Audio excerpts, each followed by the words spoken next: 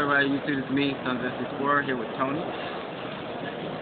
And, he talked. Damn, I wasn't expecting that to happen. I was watching your match. The guy talking right now is a short midget. I'm not a midget. He's special. I know. He licks windows. That wasn't me. That was Keith. Anyway, so you played wind-up today. How did that go for you? Obviously well. Yeah. Think about it. How did that go? It went well.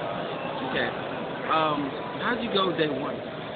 Day one, lately I've had this curse of I can't win round one of any event, and I won round one. This curse is broken. I lost round two. I won 7 in a row. So I go on day two. I have to win one, and I lose the first round, and I'm like, oh, this is really bad. And then round 11 I win, so that was cool, I guess.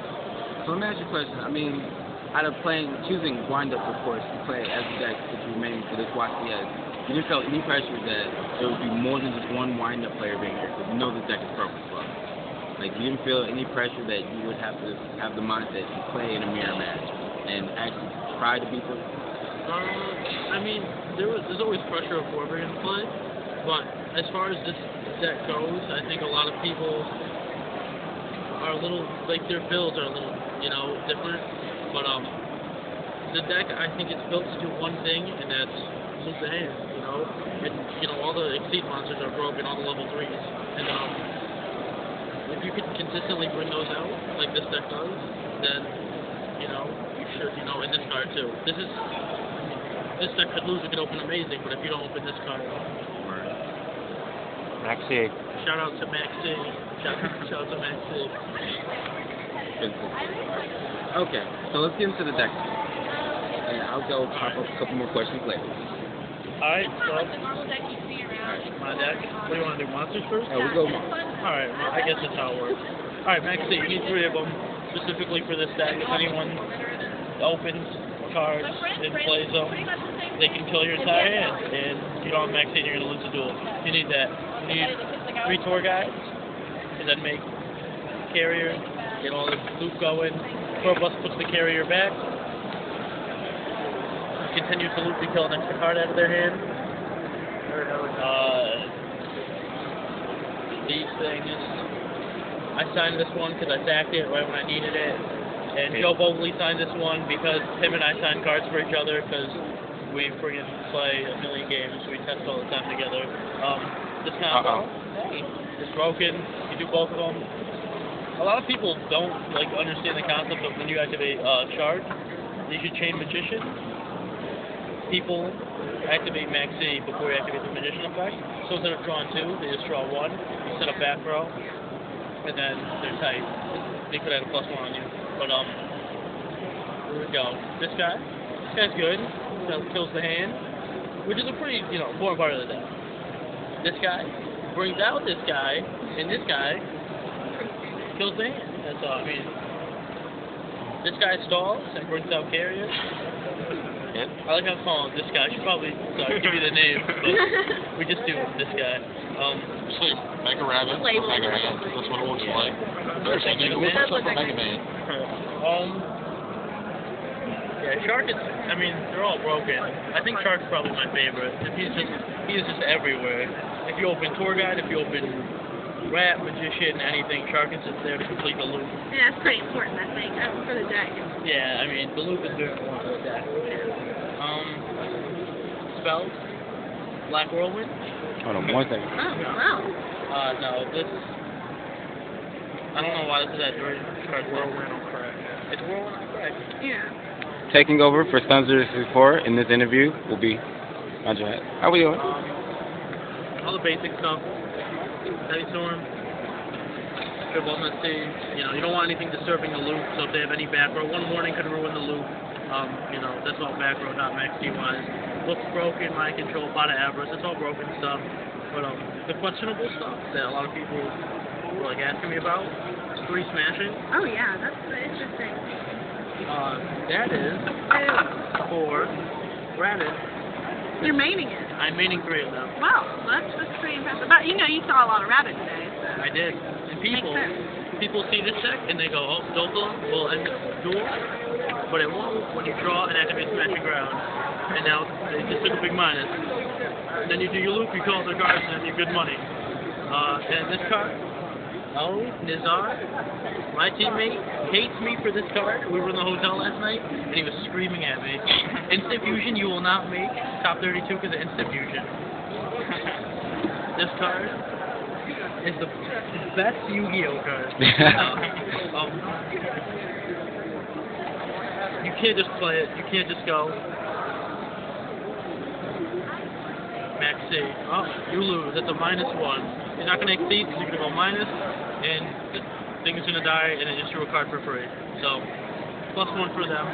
This card, you have to draw out their max C, or do enough with your loop to understand that they don't have max C, and then when you play it, after, if you get the loop and you just end with a hunter on the field, and you tribute the carrier, now the loop's over.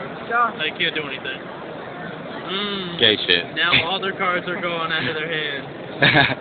I was gonna play 3, but with all the maxi, it's just one of those cards because you can only play 1 per turn, so you don't want to be like Instant Fusion, draw all of them, and have to stop. So was that card like never a dead draw at all? Not really. I mean, it's just level 5 Instant Fusion. Now you have a Broken Exceed. Level 5. Now I have this card in my hand with. I have Magician in my hand with nothing else. Draw Instant Fusion. Now I have Utopia on the field. Utopia be in the game, he does stuff. And then as far as traps go, I sided a Compulse, a Debunk, 2 Decrees, and 3 Shadow Mirror. But this is really all you need against anything. I mean, I sided Torrential too, but so you want the loop. Like, why no Kitty? You didn't like Kitty? No Kitty? Yeah. Kitty doesn't really do anything. It's just okay. I mean, he's adorable, but the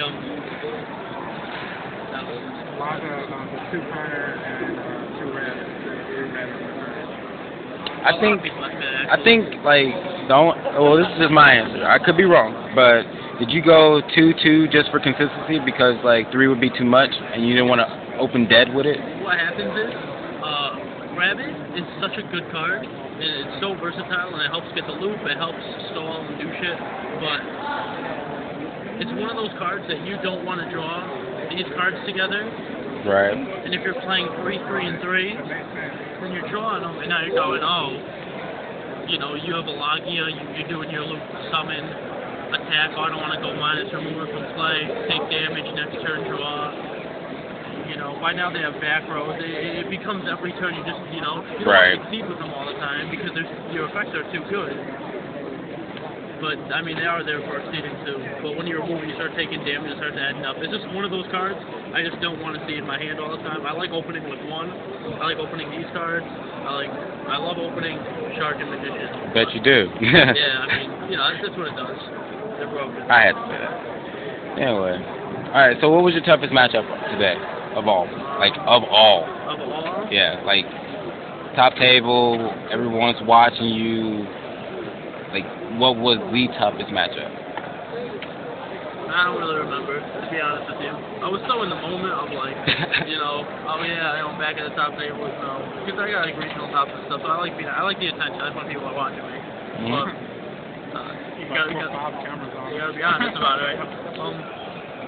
But, it all started happening so fast. After I topped, I was just like, I topped, alright, this is good, now 2 in a row. That's coming off of, and now this is 2nd in a row. And I was satisfied with that. Right. I was like, now that I'm here, I came in at 25th, now that I'm here, I might as well, make the most out of it. I played wind-up matchup. I won the die roll, and I looped his hand.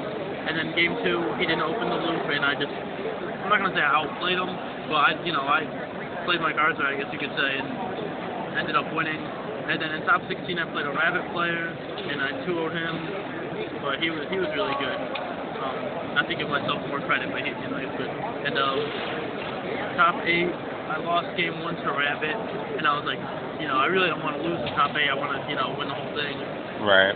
And after he won game 1, I looped his hand game 2, and then game 3 he didn't open 2 broken, and I ended up winning that. I had shark reboard, and then I started looping, and then I didn't know, I actually didn't loop.